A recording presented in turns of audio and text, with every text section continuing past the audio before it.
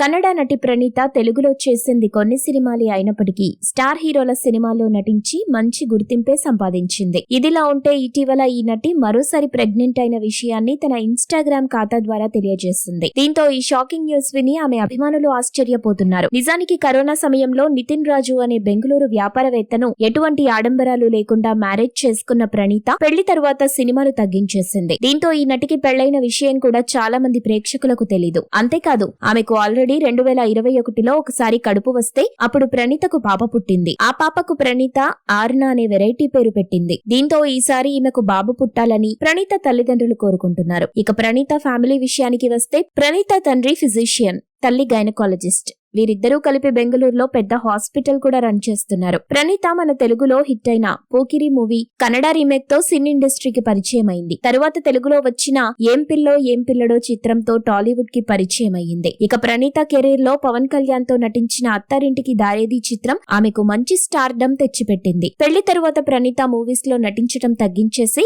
బెంగళూరులోనే క్లెగ్గేర్ అనే lavish bar and restaurant స్థాపించి 2 చేతులతో డబ్బు సంపాదిస్తుంది. మీరు ఇలాంటి ఇంట్రెస్టింగ్ న్యూస్ అప్డేట్స్ మరిన్ని తెలుసుకోవడానికి ఇప్పుడే మా ఛానల్ ని లైక్ చేయండి, ఫాలో చేయండి, సబ్స్క్రైబ్ చేయండి.